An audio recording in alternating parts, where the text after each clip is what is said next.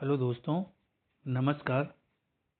स्वागत है आप सभी का एसकेसी क्लासेज यूट्यूब चैनल में। अपने ओल्ड पेपर क्वेश्चन सीरीज के अंतर्गत साइकोलॉजी के जो पेपर करवा रहा था, उसी के अंतर्गत आज एक साइकोलॉजी टेस्ट सीरीज का एक बहुत ही महत्वपूर्ण पेपर है। और इस पेपर के अंदर पुराने पेपर्स के क्वेश्चनों के समाहार करके और उनमें से कुछ क्वेश्चंस ऐसे पुटअप किए गए हैं कि एग्जाम्स की दृष्टि से बहुत ही महत्वपूर्ण है। इसी प्रकार के क्वेश्चंस जो है एग्जाम में पूछे जाते हैं। ठीक है, उन सब क्वेश्चनों को मैं आपके सामने लेके आया हूं। और क्लास को शुरू करने से पहले एक बार क्लास को सभी दोस्तों को शेयर कर दीजिए और लाइक कर दीजिए। ठीक है, आप सबके लिए इतनी मेहनत करके मैं क्वेश्चंस, बहुत सारे इंपॉर्टेंट क्वेश्चंस उठा के आपके समक्ष लेके आता हूं, तो एक लाइक तो बनता है। और चैनल को अगर आपने सब्सक्राइब नहीं किया है तो सब्सक्राइब कर दीजिए और क्लास को सभी दोस्तों को शेयर कर दीजिए। विदाउट फीस, कोई फीस नहीं है इसकी, बिल्कुल मुफ्त में आपको साइकोलॉजी, जो एक बहुत ही कठिन विषय है और बहुत ही कम लोग इसको फ्री में करवाते हैं, तो मैं आपके सामने साइकोलॉजी पूरी बिल्कुल ऑब्जेक्टिव टाइप क्वेश्चंस बेस पे पूरी करवा रहा हूँ, वो भी फ्री ऑफ कॉस्ट। ठीक है, एक बार लाइक जरूर कीजिए। चलते हैं क्वेश्चंस की ओर। पहला क्वेश्चन है आज का। बहुबुद्धि सिद्धांत के अनुसार सभी प्रकार के पशुओं, खनिजों और पेड़ पौधों को पहचानने और वर्गीकृत करने की योग्यता कहलाती है। क्वेश्चन किससे है? बहुबुद्धि सिद्धांत से। अब बहुबुद्धि सिद्धांत के अनुसार पूछ रहा है, तो सबसे पहले अपने को याद आना चाहिए बहुबुद्धि का सिद्धांत किसने दिया था। तो बहुबुद्धि का जो सिद्धांत है हार्वर्ड गार्डनर ने दिया था। किसने दिया था? हार्वर्ड गार्डनर ने। अब बहुबुद्धि सिद्धांत में पूछ रहा है कि पशुओं, खनिजों और पेड़ पौधों को पहचानने और वर्गीकृत की योग्यता कौन सी बुद्धि के अंतर्गत आती है? तो देखिए ऑप्शन: तार्किक बुद्धि, प्राकृतिक बुद्धि, भाषिक बुद्धि और स्थानिक बुद्धि। तो पशु, खनिज और पेड़ पौधे प्रकृति के अंदर आते हैं ना। किसके अंदर आते हैं? प्रकृति के अंदर। ठीक है, तो प्रकृति की जो पहचान होती है उसको वर्गीकृत करते हैं, जो वो बुद्धि होती है वो प्राकृतिक बुद्धि कहलाती है। कौन सी बुद्धि कहलाती है? प्राकृतिक बुद्धि। यहाँ 2 नंबर ऑप्शन बिल्कुल आपके राइट आंसर रहेगा। हार्वर्ड गार्डनर के अनुसार इन्होंने सामान्य तौर पे 7 प्रकार की बुद्धि बताई थी और अभी वर्तमान में इन्होंने 9 प्रकार की बुद्धि के प्रकार बता रखे थे। अभी आगे क्वेश्चंस में आगे वापस बताऊंगा आपको, मैं डिटेल से बता दूंगा बहुबुद्धि सिद्धांत को अच्छे से। फिर देखिए नेक्स्ट क्वेश्चन है, पारितोषित तथा दंड के माध्यम से सीखना अधिगम के किस सिद्धांत से संबंधित है? पारितोषित और दंड। ठीक है, यानी पुरस्कार और दंड। पुरस्कार और दंड मैंने बताया था एक क्लास के अंदर। पिछली क्लास अगर आपने सभी देखी है ना, तो सारे क्वेश्चन आप वैसे ही कर लोगे। ठीक है, पुरस्कार और दंड जहां पर भी आ जाता है, कहीं पर भी पुरस्कार और दंड आता है, तो मन में एक ही व्यक्ति याद आना चाहिए, स्किनर। स्किनर का जो क्रिया प्रसूत अनुबंधन का सिद्धांत था, उस पर उसने सबसे ज्यादा पारितोषित और दंड, यानी पुरस्कार और दंड के माध्यम से सीखना सबसे सर्वश्रेष्ठ बताया है। तो यहाँ पे क्या आंसर हो जाएगा? सामाजिक सीखना नहीं होगा, क्रिया प्रसूत अनुबंधन। ठीक है, स्किनर का क्रिया प्रसूत अनुबंधन सिद्धांत यहाँ पे हो जाएगा। इसके प्रतिपादक थे स्किनर। कौन थे? स्किनर। ठीक है दोस्तों, बहुत ही इंपॉर्टेंट क्वेश्चन है। स्किनर से तो 100% क्वेश्चन पूछा जाता है। हार्वर्ड गार्डनर हो गया, स्किनर। मैं उन्हीं टॉपिक्स में से क्वेश्चन लेके आ रहा हूं जहां से एग्जाम्स के अंदर क्वेश्चन आएंगे, वो क्वेश्चन आते हैं। ठीक है, देखिए नेक्स्ट क्वेश्चन है कि कक्षा में एक बच्चा जो कई प्रश्न पूछता है, एक बच्चा है जो कई प्रश्न पूछता है और जिसकी रुचियां भी बहुत विस्तृत है। अब विस्तृत रुचियां और कई सारे प्रश्न पूछना बार बार, मतलब कि वो मतलब आवश्यकता से भी ज्यादा चाहता है। तो ऐसे कौन से बालक होते हैं जो सामान्यतः बालकों से ऊपर होते हैं और वो अधिक सीखना चाहते हैं? तो वो बालक हमेशा प्रतिभाशाली होते हैं। कौन से होते हैं? प्रतिभाशाली बालक।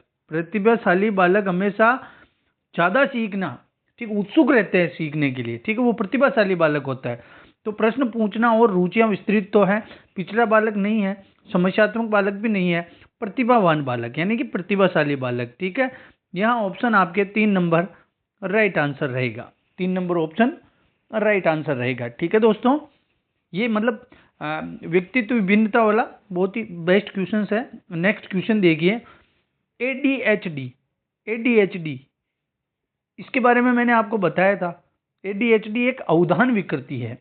कौन सी है? अवधान विकृति है या ध्यान विकृति है, ध्यान भटक जाना, वो ADHD कहलाता है। क्या कहलाता है? ADHD अवधान विकृति होती है ये। ठीक है। लर्निंग डिसेबिलिटी जब अपन पढ़ते हैं, लर्निंग डिसेबिलिटी, ठीक है, लर्निंग डिसेबिलिटी अधिगम की निर्योग्यताएं जब अपन पढ़ते हैं तो उसके अंदर आता है अपने ADHD। और एक और आता है ADHD के साथ ही ऑटिज्म। क्या आता है? ऑटिज्म। ये ADHD और ऑटिज्म बालक जो हैं बहुत मोस्ट एंड इंपॉर्टेंट है। दोनों में से अगर क्वेश्चन आपके पठन वैकल्य से, ठीक है, और एक लिखित कठिनाइयों से, डिसलेक्सिया, डिस्ग्राफिया और डिस्कैल्कुलिया, अगर उन तीनों में से क्वेश्चन नहीं आया तो क्वेश्चन ADHD और ऑटिज्म से ही आएगा। समझ रहे हो ना? ये 5 ही है, 5 बिंदु है निर्योग्यता के अंदर। ठीक है, डिसलेक्सिया, डिसलेक्सिया, डिस्ग्राफिया, ठीक है, डिसलेक्सिया, डिस्ग्राफिया और डिस्कैल्कुलिया। डिस्कैल्कुलिया के अंदर गणितीय त्रुटियां होती है, डिस्कैल्कुलिया। अगर इन तीनों डिसेबिलिटी से क्वेश्चन नहीं आया तो फिर क्वेश्चन आएगा ADHD से और ऑटिज्म बालक से। बस ये पांचों जो बिंदु है 5-5 मिनट का, पांचों बिंदु 5 मिनट के हैं। 5 मिनट में आप अच्छे से कंप्लीट कर सकते हो, अच्छे से समझ सकते हो। तो इनमें से एक क्वेश्चन आपके 100% आएगा एग्जाम्स के अंदर, 200% क्वेश्चन आएगा। ठीक है, तो इसका राइट आंसर हो जाएगा अवधान विकृति यानी ध्यान भटक जाना। फिर नेक्स्ट क्वेश्चन देखिए, अगला है शर्म तथा गर्व। शर्म तथा गर्व जैसी भावना का विकास किस अवस्था में होता है? शर्म और गर्व की भावना किस विकास में हो जाता है इसका? बाल्यावस्था। किसमें हो जाता है? बाल्यावस्था के दौरान शर्म और गर्व जैसी भावना का विकास हो जाता है। तो यहाँ आपके राइट आंसर हो जाएगा बाल्यावस्था। 1 नंबर ऑप्शन बिल्कुल राइट रहेगा। ठीक है दोस्तों, बहुत ही मोस्ट इंपॉर्टेंट क्वेश्चन है और आप सब इनको करते जाओ और लास्ट में कमेंट्स करके जरूर बताना कितने क्वेश्चन आपके सही हो रहे हैं। ठीक है, अगर आप इसमें 20+ क्वेश्चन अभी कर लेते हो तो आपका स्तर बहुत अच्छा है, आप आराम से रीड क्लियर कर लोगे 20+। ठीक है, नेक्स्ट क्वेश्चन देखिए, गेस्टाल्टवाद। अब गेस्टाल्टवाद के अनुसार समस्या समाधान के लिए सबसे जरूरी क्या है? गेस्टाल्टवादी जो थे, कौन थे? कोहलर, कौन था? कोहलर, कोफका और एक था वर्दीमर। ये तीनों वैज्ञानिक थे, इन्होंने गेस्टाल्टवाद पे काम किया था। गेस्टाल्ट का अर्थ होता है समग्र। क्या होता है गेस्टाल्ट का अर्थ? समग्र, या गेस्टाल्ट का अर्थ समग्रता होता है। ठीक है, इन्होंने गेस्टाल्टवादियों ने बताया था कि व्यक्ति सूझ से सीखता है। किससे सीखता है? सूझ से। अचानक सूझ आना, अचानक सीखता है व्यक्ति। ठीक है, सूझ से सीखता है, तो इसका आंसर क्या होगा? सूझ। गेस्टाल्टवादियों के अनुसार समस्या का समाधान सूझ से होता है, अचानक होता है। ठीक है, फिर देखिए अगला क्वेश्चन है, अधिगम को सकारात्मक रूप से प्रभावित करने वाला कारक है। सकारात्मक रूप। अब अधिगम को प्रभावित करने वाले दोनों प्रकार के, एक तो नकारात्मक कारक होता है और एक सकारात्मक, दोनों प्रकार के कारक होते हैं अधिगम को प्रभावित करने के। अब ये क्वेश्चन जो है आपके मतलब बिल्कुल अप्लाइड बेसिस क्वेश्चन है, इनमें कोई रटने की आवश्यकता नहीं, केवल समझना है आपको। अब अधिगम को सकारात्मक रूप से प्रभावित करने वाला, अनुत्तीर्ण हो जाने का भय, भय आ गया इसका मतलब तो डर आ गया, इसका मतलब तो नकारात्मक है। सहपाठियों से प्रतियोगिता, प्रतियोगिता कंपटीशंस कभी भी सकारात्मक के अंदर नहीं आता है, कंपटीशन हमेशा नकारात्मक प्रभावित कारक होता है। ठीक है, अधिगम की परिस्थितियां, अधिगम की परिस्थितियां अनुकूल प्रतिकूल अगर हो रही हैं तो वो सकारात्मकता के, अधिगम की हमेशा परिस्थितियां जो है सकारात्मक रूप में आती है। माता पिता की ओर से दबाव, ये नेगेटिव हो गया, तो यहाँ आपके बिल्कुल करेक्ट आंसर होगा ऑप्शन नंबर 3, अधिगम की परिस्थितियां। ठीक है, ये सकारात्मक रूप से अधिगम को प्रभावित करने वाला कारक है, अधिगम परिस्थिति। ये बहुत मोस्ट इंपोर्टेंट कारक है, इस पे बहुत सारे क्वेश्चंस बने हुए हैं आज तक। फिर नेक्स्ट क्वेश्चन देखो, निर्देशन और अधिगम के बीच समानता क्या है? निर्देशन और अधिगम के बीच क्या समानता है? ठीक है, दोनों छात्र केंद्रित है, बिल्कुल छात्र केंद्रित होते हैं। दोनों ही विषय वस्तु केंद्रित नहीं, विषय वस्तु केंद्रित होता ही नहीं है। आजकल निर्देशन अधिगम दोनों ही विषय वस्तु केंद्रित कभी नहीं होते। दोनों पृष्ठ पोषण और पाठ्य विश्लेषण पर बल देते हैं? नहीं, उपयुक्त में से कोई नहीं, ये भी नहीं। तो यहाँ हो जाएगा दोनों जो है छात्र केंद्रित हो, अधिगम हमेशा छात्र केंद्रित होता है और निर्देशन भी हमेशा छात्र केंद्रित ही होता है। छात्र को क्या चाहिए? छात्र की आवश्यकता क्या है उसके, ठीक है, परिस्थिति क्या है, छात्र के ऊपर छात्र को ही केंद्रित माना जाता है निर्देशन और अधिगम के अंदर। तो अधिगम और निर्देशन में यही समानता है कि दोनों में छात्र केंद्रित होता है। ठीक है, नेक्स्ट क्वेश्चन देखिए, संवेगात्मक बुद्धि यानी कि संवेगों पर आधारित, संवेगों पर आधारित जो बुद्धि होती है संवेगात्मक बुद्धि होती है, और इसके प्रतिपादक थे डेनियल गोलमैन। कौन थे? डेनियल। ठीक है, डेनियल गोलमैन जो थे वो संवेगात्मक बुद्धि के प्रतिपादक थे। सर्वश्रेष्ठ बुद्धि का जो प्रकार है वो संवेगात्मक बुद्धि है, सर्वश्रेष्ठ बुद्धि। ठीक है, अब तात्पर्य क्या है? संवेगों को पहचानने की क्षमता बिल्कुल सही है, संवेगों को समझने की क्षमता भी सही है, और संवेगों पर नियंत्रण रखना भी संवेगात्मक बुद्धि है। तो यहाँ राइट आंसर हो जाएगा आपके उपरोक्त सभी। क्या आंसर हो जाएगा? उपरोक्त सभी करेक्ट आंसर रहेगा। ठीक है, संवेगात्मक बुद्धि को अच्छे से देख लेना, प्रतिपादक डेनियल गोलमैन है, इसमें से क्वेश्चन 100% पुटअप होता है। फिर देखिए, सृजनात्मकता की पहचान होती है। मैंने बताया था सृजनात्मक बालक को अच्छे से पढ़ना है, क्रिएटिव बालक को अच्छे से पढ़ना है, सृजनात्मक। अब ये बालक अच्छे से, इनसे क्वेश्चन हर बार क्वेश्चन आ रहा है, यानी पुराने व्यवहार से, चित्रकला से, संगीत से या नवीन परिणाम से। सृजनात्मकता हमेशा नवीन परिणाम देती है। ठीक है, नवीन शब्द जहां भी जुड़ा हुआ है तो वहां सृजनात्मकता होगा। नवीन, नया, कुछ भी नया करते। सृजनात्मक बालक हमेशा पुरानी चीजों से कुछ नई चीज बनाने का प्रयोग करते हैं। नवीन परिणाम से संबंधित होती है सृजनात्मकता। ठीक है, देखिए नेक्स्ट क्वेश्चन है। अगला क्वेश्चन क्या कहता है कि मध्यावधि परीक्षा। अब मध्यावधि परीक्षा में कौन सी होती है? आपके जैसे अर्धवार्षिक परीक्षा आती है, ठीक है, अर्धवार्षिक परीक्षा मध्यावधि परीक्षा होती है ना। तो ये एक उदाहरण किसका है? क्या रचनात्मक मूल्यांकन है, या फिर मानदंड मूल्यांकन, योगात्मक मूल्यांकन और नैदानिक मूल्यांकन? तो मध्यावधि परीक्षाएं और सत्र अवसान परीक्षाएं, दोनों जो सत्र के बाद में जो परीक्षा होती है और मध्य अवधि परीक्षा होती है, वो हमेशा योगात्मक मूल्यांकन के अंतर्गत आती हैं। किसके अंतर्गत आती है? योगात्मक, क्योंकि इनमें अंक प्रदान किए जाते हैं। जहां पर भी अंक प्रदान किए जा रहे हैं वो परीक्षा हमेशा योगात्मक मूल्यांकन के अंतर्गत आएगी। अंक प्रदान किए जाते हैं वहां पर। ठीक है, योगात्मक मूल्यांकन मतलब अंक प्रदान कर रहे हैं अपन उसको। ठीक है, फिर नेक्स्ट देखिए, अगला क्वेश्चन है, आरटीई अधिनियम 2009 की कौन सी धारा में उल्लेख है कि प्रत्येक राज्य अपनी अपनी आरटीई नियमावली बनाए? अब कौन सी धारा के अंतर्गत था ये उल्लेख कि प्रत्येक राज्य जो है अपनी अपनी आरटीई नियमावली बनाएगा? कौन सी धारा थी?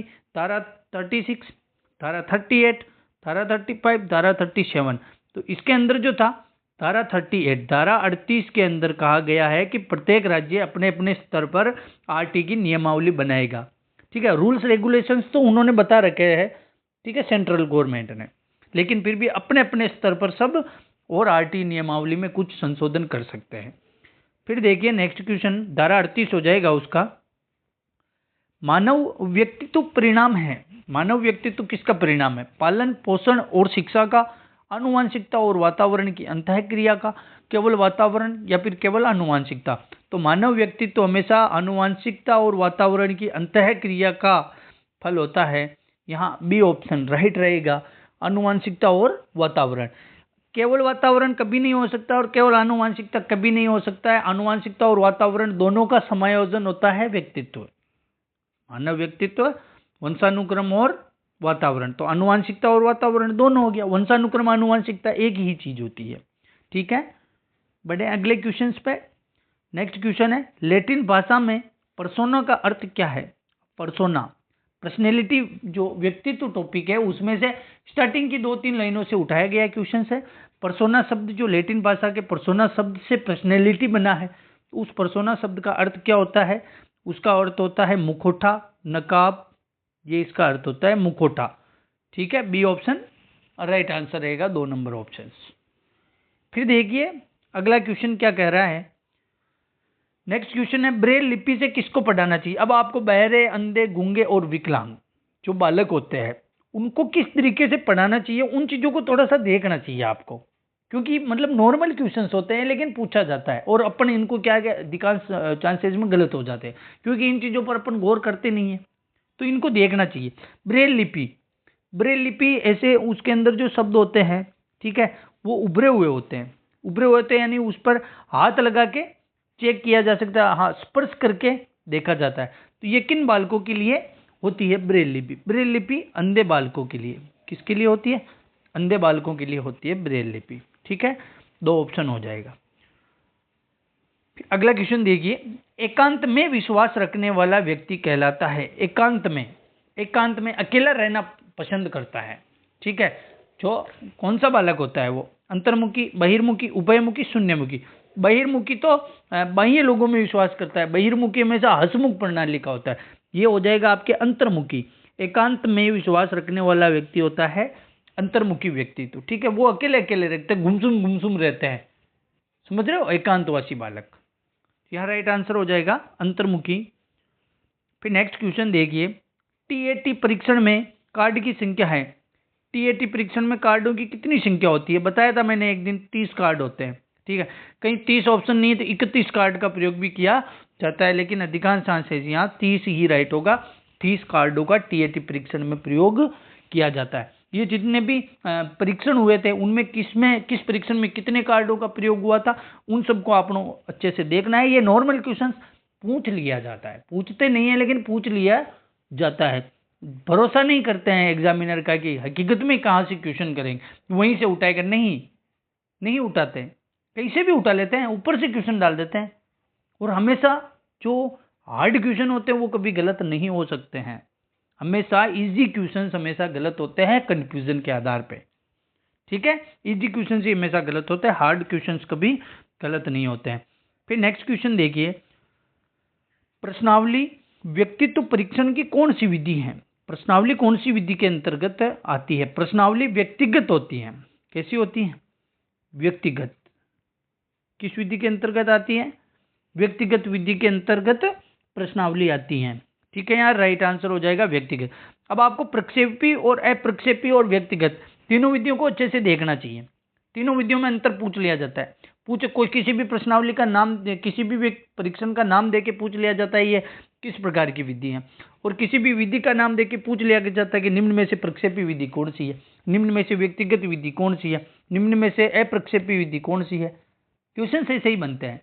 सब अपने को पता है, अपने को प्रत्येक परीक्षण के बारे में पता है, प्रत्येक विधि के बारे में पता है, लेकिन फिर भी अपन उनके अंदर कंफ्यूज हो जाते हैं क्योंकि उन चीज़ों को अपन समझते नहीं है और उन चीज़ों को एक बार रीडिंग मार के छोड़ देते हैं। तो ऐसा कभी नहीं करना है, अच्छे से समझना है। आपको ये करना है कि एक तरफ आपको प्रक्षेपी रखनी, एक तरफ अप्रक्षेपी रखनी और एक तरफ व्यक्तिगत रखनी है। तो तीनों को अच्छे से एक सारणी बनाइए। सबसे पहले इनको याद करने का तरीका ही, एक सारणी बनाओ, उसके अंदर लिखो, इधर तो आ जाएगी प्रक्षेपी, इधर आ जाएगी अप्रक्षेपी और इधर आ जाएगी व्यक्तिगत। तीनों, इसके अंदर कौन कौन सी विधियां आती है, इसके अंदर कौन कौन सी और इसके अंदर कौन कौन सी विधियां आती है, उन सबको अच्छे से लिखो। लिख के डायग्राम आपके मतलब दिमाग में फिट हो जाना चाहिए कि भाई प्रश्नावली विधि पूछा, व्यक्तिगत टीएटी पूछ लिया, प्रक्षेपी, बस ऐसे आंसर आने चाहिए स्टिक। यहाँ व्यक्तिगत आपके आंसर हो जाएगा। फिर नेक्स्ट क्वेश्चन देखो, मूल प्रवृत्तियां जो मूल नाम में ही छुपा हुआ है, मूल प्रवृत्तियां कैसी होती है? मूल यानी शुरू से जो स्टार्ट है, यानी कि जन्मजात होती है। मूल प्रवृत्तियां हमेशा अर्जित कभी नहीं होती है, मूल प्रवृत्तियां जन्मजात होती है। जैसे नींद आना, थकान आना, मल मूत्र त्यागना, ये सब जो है आपके जन्म की प्रवृत्तियां, जन्मजात मूल प्रवृत्तियां हैं।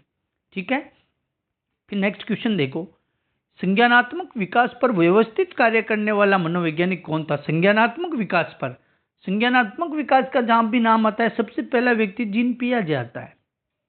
कौन आता है? जीन पियाजे। संज्ञानात्मक विकास पर काम करने वाले, व्यवस्थित तरीके से काम किया था तो जीन पियाजे ने किया था। किसने किया था? जीन पियाजे। इसको अच्छे से देखो आप। फिर नेक्स्ट क्वेश्चन है, आगमन विधि में छात्र अग्रसर होता है विशिष्ट से सामान्य, सामान्य से विशिष्ट की ओर, सामान्य से सामान्य तो ऐसा तो कोई होता ही नहीं, और विशिष्ट से विशिष्ट ये भी नहीं होता है। तो बचे 2। अब सामान्य से विशिष्ट की ओर हमेशा निगमन में होता है। किसमें होता है? निगमन से। ठीक है, जिसमें नियम से उदाहरण की ओर होता है, और विशिष्ट से सामान्य होता है आगमन के अंदर। ठीक है, विशिष्ट से सामान्य आगमन के अंदर होता है, जो उदाहरण से नियम की ओर जाती है। यहाँ आपके राइट आंसर होगा विशिष्ट से सामान्य की ओर। ठीक है, ये सिद्धांत अच्छे से देख लेना सभी विधियों के। व्यक्ति अपनी गलतियों से सीखता है, यह कथन अधिगम के किस सिद्धांत पर आधारित? व्यक्ति गलती से सीखता है, यानी कि वो कुछ भी काम अपन कर रहे हैं उसमें कोई गलती हो जाती है, ठीक है, गलती हो जाती है, उस काम को अपन वापस करेंगे तो दोबारा वो गलती नहीं होगी, दोबारा अगर गलती होगी तो तीसरी बार करेंगे, तीसरी बार होगी तो चौथी बार, ऐसे करेंगे तो एक समय ऐसा आएगा कि गलती होगी ही नहीं, समाधान हो जाएगा अपना। तो ये होता है बार बार प्रयास करना, बार बार प्रयास करना। तो ये कौन सा सिद्धांत के अंतर्गत आएगा? तो प्रयास एवं त्रुटि।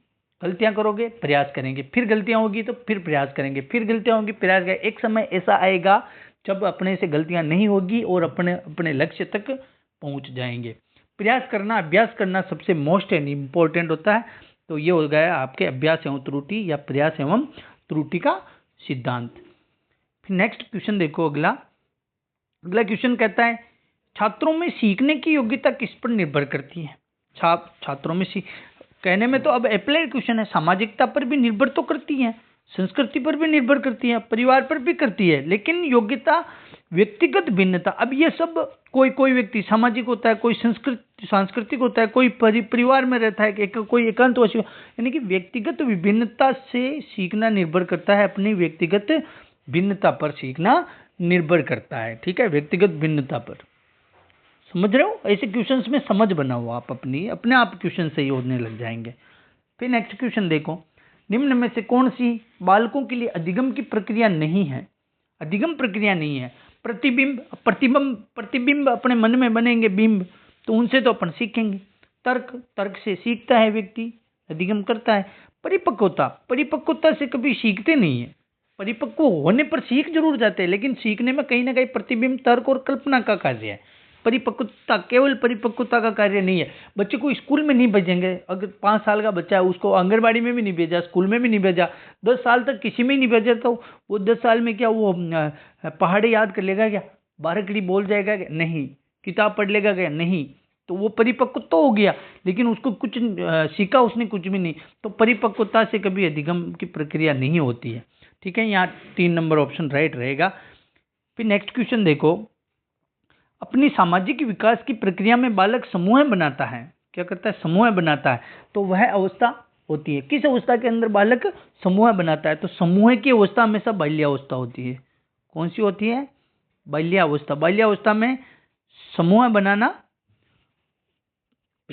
अपनी सामाजिक विकास की प्रक्रिया में बालक समूह बनाते हैं बाल्यावस्था के अंदर, ठीक है। बी ऑप्शन यहाँ करेक्ट आंसर हो जाएगा, बाल्यावस्था, ठीक है। नेक्स्ट क्वेश्चन देखो, निकट व दूर सिद्धांत में विकास किस प्रकार होता है? निकट और दूर से, निकट, दूर, दूर, दूर, यानी कि निकट से दूर की ओर जा रहा है ना, निकट से दूर की ओर।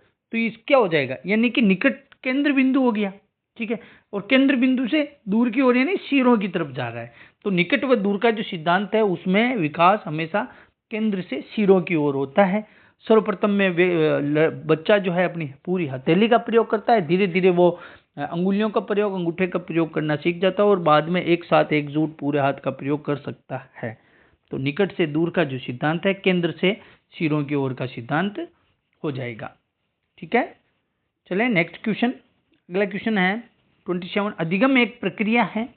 अधिगम, ये अधिगम की प्रकृति स्टार्टिंग के 1-2 पेज से ही क्वेश्चन पुटअप होते हैं अधिगम से। तो अधिगम एक प्रक्रिया किसकी है? तथ्यों के संग्रह की, अनुभव द्वारा अर्थ निर्माण, परीक्षा की तैयारी और याद करना। अब ये अप्लाइड बेसिस क्वेश्चन, सारे क्वेश्चन अपने को, सारे आंसर अपने को सही लगेंगे, लेकिन परफेक्ट आंसर क्या है, परफेक्ट आंसर क्या होगा, बेस्ट आंसर क्या होगा, वो अपने को ढूंढना है। तो अधिगम तथ्यों के संग्रह तो है, लेकिन अनुभव द्वारा अर्थ निर्माण, अर्थ निकलना भी बहुत इंपॉर्टेंट। सीखा अपन ने, जो कुछ भी सीखा उसका क्या अर्थ है अपनी जिंदगी में, जीवन में उसका कोई महत्व है कि नहीं है। तो अनुभव द्वारा अर्थ निर्माण की जो प्रक्रिया है वो अधिगम कहलाती है। अनुभव द्वारा अर्थ निर्माण की प्रक्रिया अधिगम कहलाती है। फिर नेक्स्ट क्वेश्चन देखो, चिंतन प्रारंभ होने के लिए क्या आवश्यक है?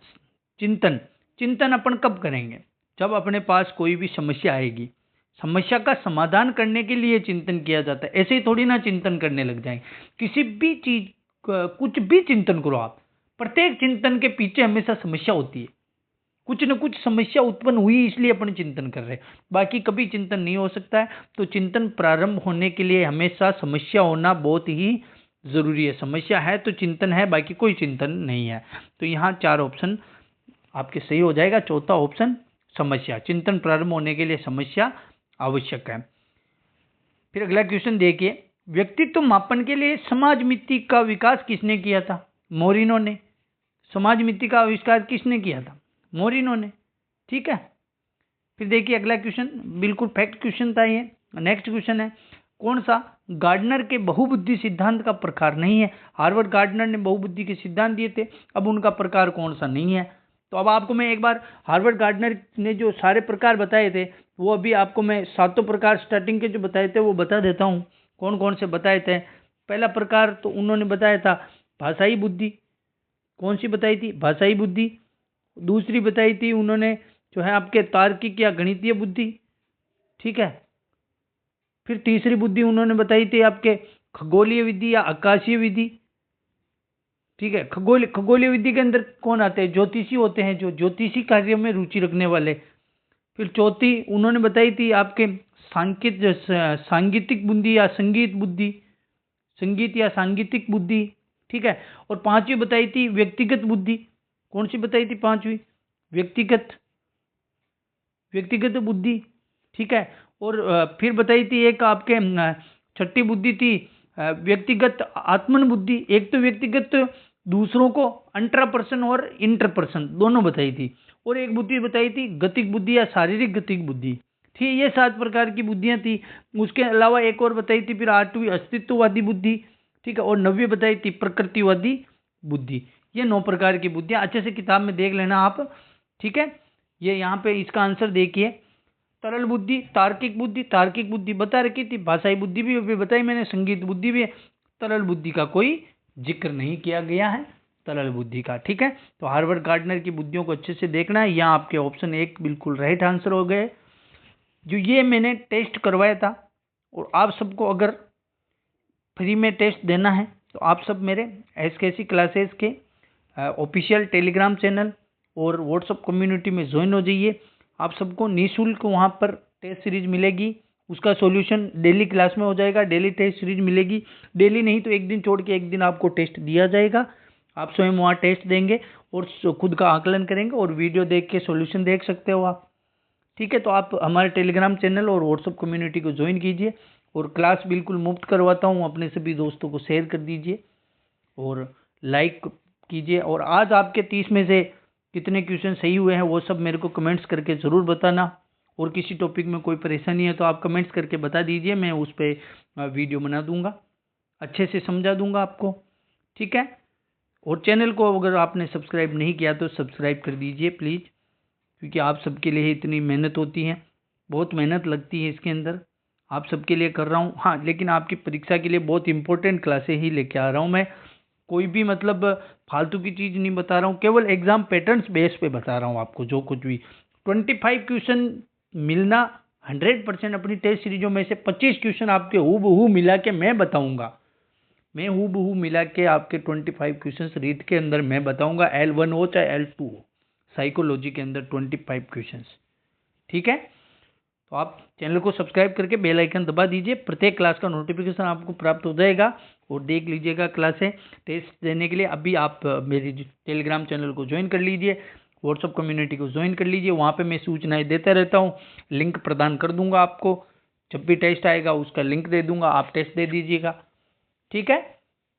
तो मिलते हैं फिर वापस कल की क्लास में, तब तक धन्यवाद।